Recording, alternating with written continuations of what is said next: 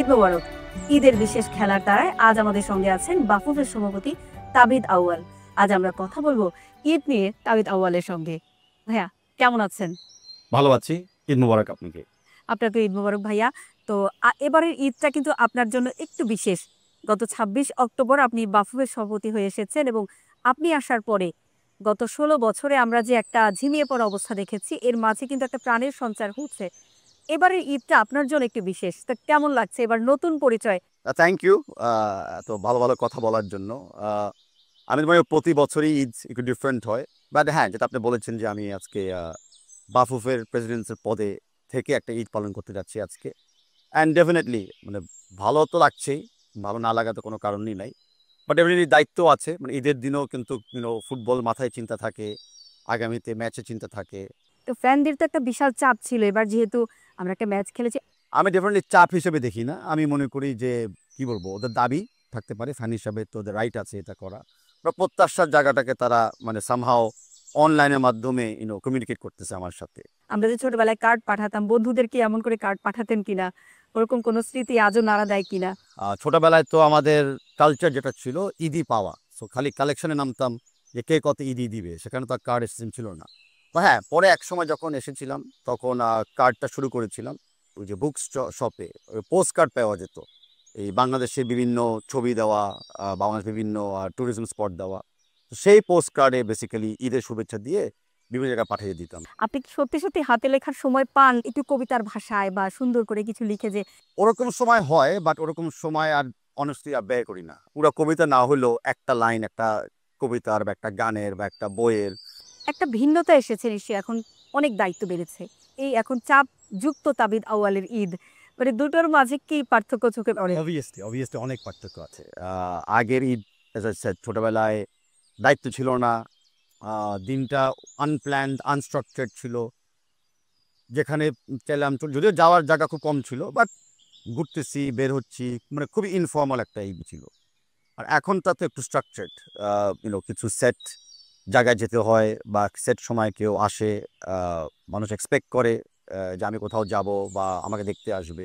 তো এই ফর্মালিটিসটা তো বজায় রাখতে হয়। আপনি আসার পরে যে এটা একটা বড় অ্যাচিভমেন্ট বলবো যে আমরা ম্যাচ খেলেছি এবং হামজা আসার পরে ঈদটাই তো আলাদা হয়ে গেছে। তো ফুটবলের একটা মোড় আপনি ঘুরিয়ে দিয়েছেন। আমি এখানে একা না, আমাকে অনেকে হয়তো এগুলো বলে, মানে আমি পরিষ্কারভাবে বলতে চাই যে এটা টিম ওয়ার্ক ছিল আমাদের। মানে ফিজিক্যালি বাফুফের প্রত্যেকটি এমপ্লয়ি অত্যন্ত পরিশ্রমী ছিল।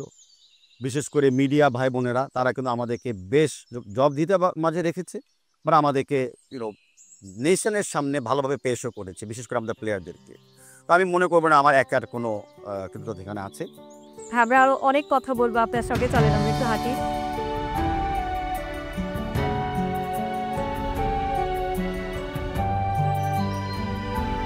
নিশ্চিত ছোটবেলার পোশাক আশাক নিয়ে কোনো মজার অভিজ্ঞতা আছে যে ছোটবেলার পোশাক আশাক, এখনকার পোশাক আশাক, যে এখন ঠিক কোন ধরনের পোশাক পরতে আপনি বেশি পছন্দ করেন? দেখেন, ছেলেদের ফ্যাশন তো কখনো চেঞ্জ হয় নাই। আমাদের পোশাক পরা বা জুয়েলারি পরার তো ওরকম স্কোপ হয় না, বাট ডেফিনেটলি ছোটোবেলায় পাঞ্জাবি পাঞ্জাবি পরতাম ঈদের সময়, অ্যান্ড বড় হওয়ার পরে হয়তো একটু ফ্যাশনেবল হতে চেষ্টা করি।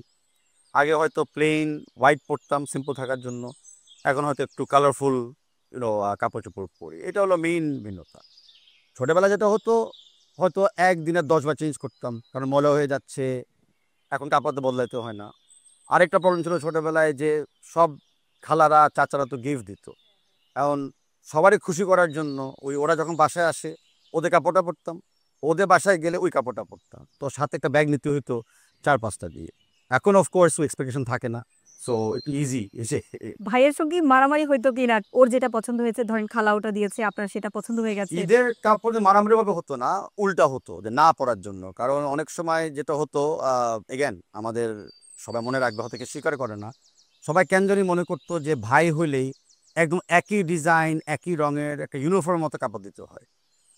তো এটা আমাদের কাছে খুব অপছন্দ ছিল, যে দুইজন চাইতাম ভিন্ন কাপড় পরতে, দুজন চাইতাম ডিফারেন্স হতে, বা জোর করে আমাদেরকে পরানো হতো। এটার ব্যাপারে কিন্তু মানে ইনফ্যাক্ট আমরা ইউনাইটেড থাকতাম, মানে মারামারি এগেনস্ট দ্য ফ্যামিলি, উল্টা, যে আমরা সেম কাপড় পরবো না, হয়তো একই কাপড় ডিফারেন্ট টাইমে পরবো, বাট আমাদের খুব বিরক্ত লাগতো যে মনে একটা ইউনিফর্ম পরে সবাই যাচ্ছি কোথাও।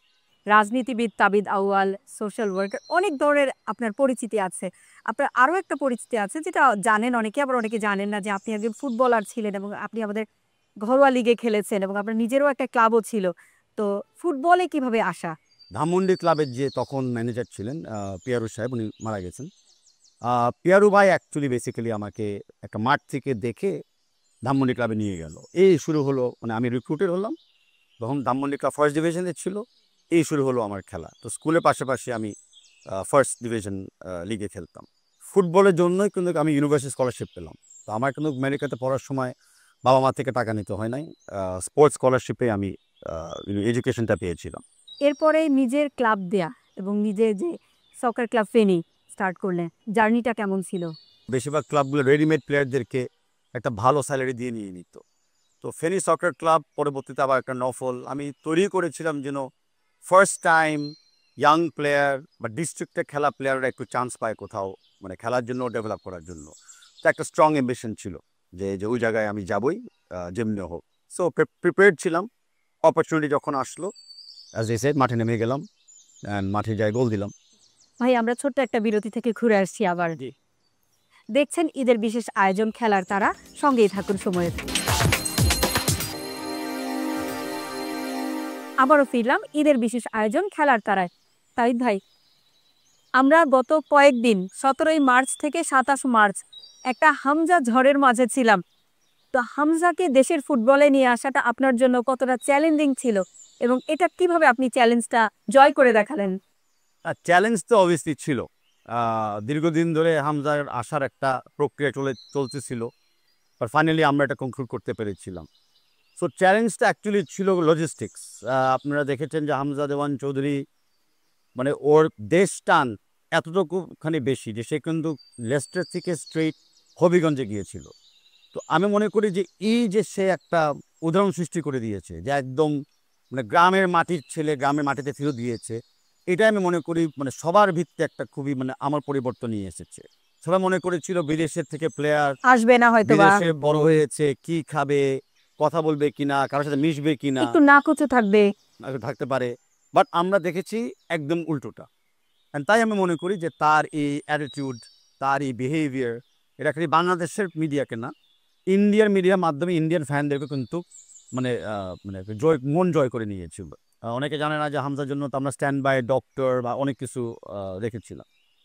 আর লেস্টারে আমরা গিয়েছিলাম, আমি নিজে গিয়েছিলাম, তার সাথে কথা বলা, তাকে আশ্বাস দেওয়া যে সে যে জায়গায় আসতেছে সে একটা ভালো পরিবেশে আসবে। And I am glad to say যে যাওয়ার আগে হামজা বলে গিয়েছে আমাকে পার্সোনালি যে হি লাভস বাংলাদেশ, বিকজ তার বউ যে অ্যাকচুয়ালি বিদেশি, সেও বাংলাদেশকে পছন্দ করেছে। এমনি আমরা আশা করতে পারি তো যে সবগুলো ইয়েতেই আসবে এবং খেলবে। হি ইজ কমিটেড যে এএফসি কোয়ালিফাইং ম্যাচগুলা প্রত্যেকটাতে সে আসবে, হোম অ্যান্ড অ্যাওয়ে ম্যাচগুলোতে। He is very well committed. সাফটা সিন স্কেজুলটা মাত্র পেলাম আমরা, এটা নিয়ে তার সাথে, তার ক্লাবের সাথে একটু কথা বলতে হবে।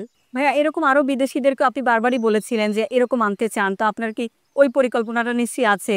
এখন ওরা বিদেশি না, ওরা বাংলাদেশি। ওই তো যারা বিদেশি ফুটবলার আছে বিদেশে থাকে। আমি এখনো বলছি যে আমরা বাংলাদেশের থেকেও প্লেয়ার আরো ভবিষ্যৎ সিলেক্ট করব। বাংলাদেশি প্লেয়ার বা অরিজিনাল প্লেয়ার যারা বিদেশে খেলছে তাদেরকেও আমরা দলে খেলার জন্য আমরা চান্স দিব। আমরা চাই পুলটা বড় হোক। আমরা কিন্তু কমিটেড যে আমরা রেকর্ড ব্রেকিং ইন্টারন্যাশনাল ম্যাচেস খেলবো। এর মধ্যে ভাইয়া ছোট্ট করে যদি একটু জানতে চাই যে আমাদের কিন্তু নারী ফুটবলেও বেশ কিছু জটিলতা এসেছিল। দেখেন, নারী প্লেয়াররা আমাদের পরিবারের সদস্য। আপনারও পরিবার আছে, প্রফেশনাল এবং পার্সোনাল। সব ফ্যামিলিতেই একটু দ্বিমত হয়। আমরা মানুষ, আমরা ওপিনিয়ন দিতে পছন্দ করি। অ্যান্ড আমিও বিশ্বাস করি উই শুড রেসপেক্ট সবারই একটা ওপিনিয়ন অ্যান্ড সবারই একটা পজিশন। তো আমি জিনিসটাকে ওভাবে নেগেটিভভাবে দেখি নাই। আমি দেখছি যে আমরা একটা মুখোমুখি অবস্থায় ছিলাম, অ্যান্ড আলোচনার মাধ্যমে আমরা একটা সেই অবস্থান থেকে সবাই সরে এসেছি। আগামীতে আমাদের নারী ক্যাম্পটা এক্সপ্যান্ড করবে, নারীদের ফুটবলিং ক্যাম্প। আমাদের অনেকগুলো প্রীতি ম্যাচ থাকবে। আলটিমেটলি আমাদের লক্ষ্যমাত্রা এএফসি কোয়ালিফাই করার জন্য। ছোটবেলায় তো সবার বাড়িতে সেমাই, পায়েস বা মিষ্টির অনেক ধরনের আইটেম হতো। তা আপনার আসলে প্রিয় ডিশ কি ছিল? আমি একটা হালুয়া পছন্দ করি। তো সুজির হালুয়া অ্যান্ড রুটি, এটা মোটামুটি ছিল আমার, বলতে পারেন ঈদেরও ফেভারিট। বাট ইনফ্যাক্ট আমি ঈদের বাইরেও এটা আমার কমফোর্ট ফুড। নিজেকে মেনটেন করার জন্য কি খাওয়া একটু বেছে বেছে যে মিষ্টি জাতীয় খাবার কমিয়ে দিব বা ওইটা করবো যে আরেকটু ফিট থাকতে দেখেন, হবে আরো বেশি বাংলাদেশে কনটেক্সটে খাওয়া কন্ট্রোল করা যায় না। আপনি যতই চেষ্টা করেন কন্ট্রোল করতে, কেউ না কেউ বলে আরেকটু ভাত খান, কেউ না কেউ বলে এই ডিশটা একটু ট্রাই করেন।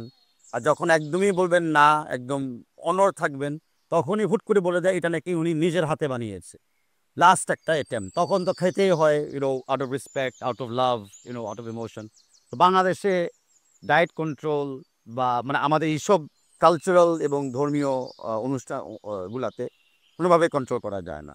ভাইয়া একটু যদি আমরা পারিবারিক জীবন সম্পর্কে কথা বলি, ভাবির সঙ্গে কোথায় দেখা হলো, বিয়েটাই বা কিভাবে হলো এবং সে সম্পর্কে যদি একটু জানতে চাই। এখন আমার ওয়াইফ তো বাংলাদেশি, যদিও সে জন্ম নিয়েছিল ইউএইতে এবং বেশিরভাগ সময় সে আমেরিকাতে বড় হয়েছিল। তো আমার ওনার সাথে দেখাই হয়েছে আমেরিকা, নিউ ইয়র্ক শহরে।